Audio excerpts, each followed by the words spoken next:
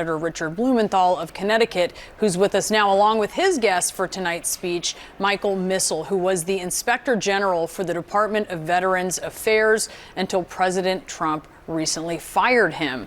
Senator and Mr. Missal, thank you so much to both of you for being with us. Senator, first, tell us why you chose the VA IG, formerly the VA IG, I should say, as your guest. And I also wonder what you think about Democrats who are skipping the address, if that's effective, since obviously you've chosen a different route. I've chosen to go because I regard it as part of my job, and I do want to make a statement about what I think is the draconian, misguided cuts in spending for the VA and other agencies, and the hiring freezes, and most of all, the firing of these inspectors general, who are the watchdogs against fraud, abuse, and waste. I'm the ranking member on the VA committee, the top Democrat. Michael Missal has uncovered fraud and abuse and waste over almost a decade of service under both Republican and Democratic presidents. He's rubbed them the wrong way because he has uncovered wrongdoing under them. And I think that's the kind of approach we want, going after the waste with a scalpel, not a meat axe. And frankly, if President Trump were really serious about going after waste and fraud, he wouldn't have fired these inspectors general. That's the statement I want to make. And Elon Musk is applying his algorithms and his AI formulas to remove 2,400 workers at the VA and freeze the contracts that are essential to VA services, which is having real-life impacts in stopping health care for veterans, closing clinics, preventing operations and surgeries that are really important to veterans, causing delays in treatment and elimination of some of the services to veterans who were exposed to toxic substances.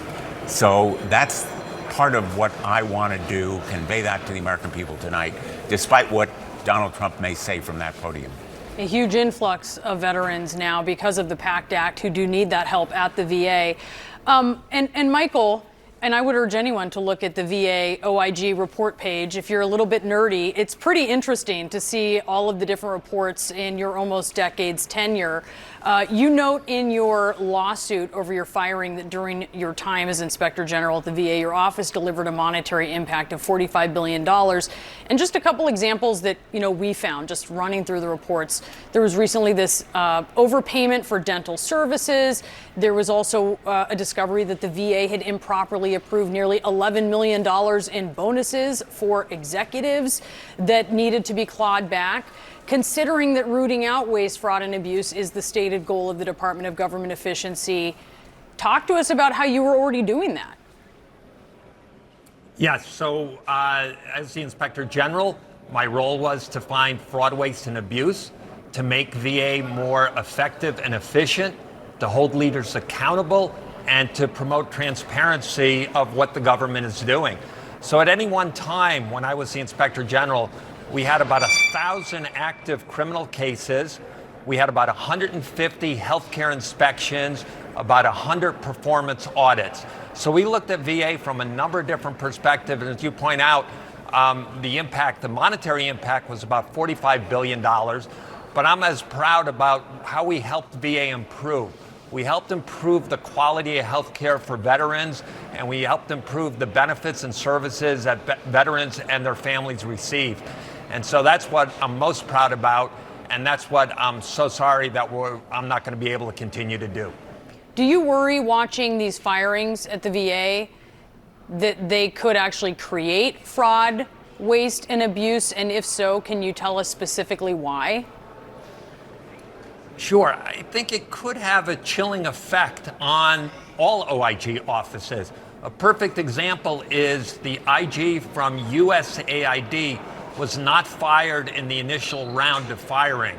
He put out a very strong report talking about the issues that he identified with the breakup of USAID and how it was going to harm people, it was going to waste a lot of money.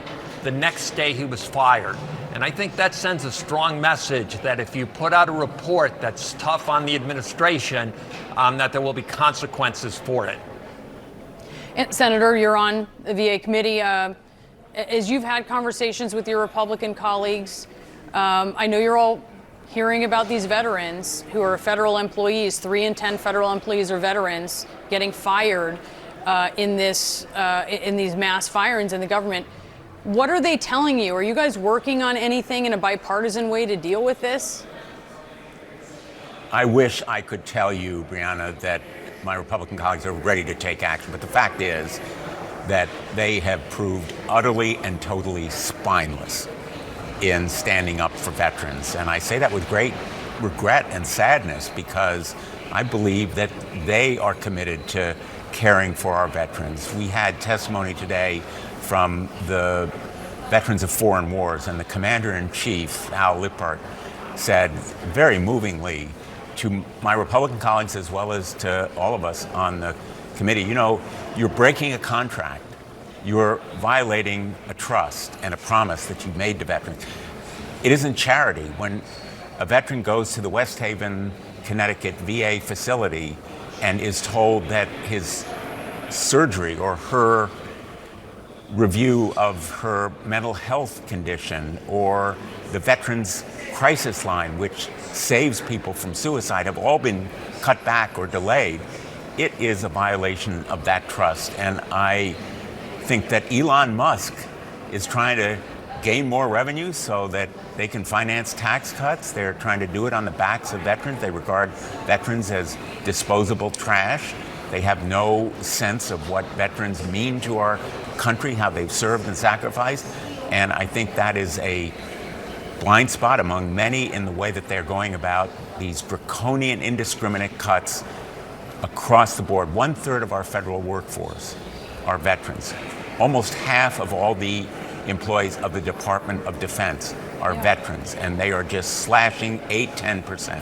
I do want to challenge you on something, because you told my colleague Monty Raju today that Trump's remarks tonight would be contentious, hit all the usual themes, but you also said that it would not be very appealing to the American people. You described these cuts. A lot of Americans like the idea of them. They like the idea of the things they see Trump doing. How do you know that what he's talking about won't be appealing to the American people? You may not find it appealing, but the American people just elected him. The American people find appealing the rhetoric about slashing waste and fraud. If Trump and Musk were really serious about cutting waste and fraud, they wouldn't be firing inspectors general. And what the real life impacts are going to be, as our veterans are discovering at West Haven Hospital and others around the country, is that services have been cut back.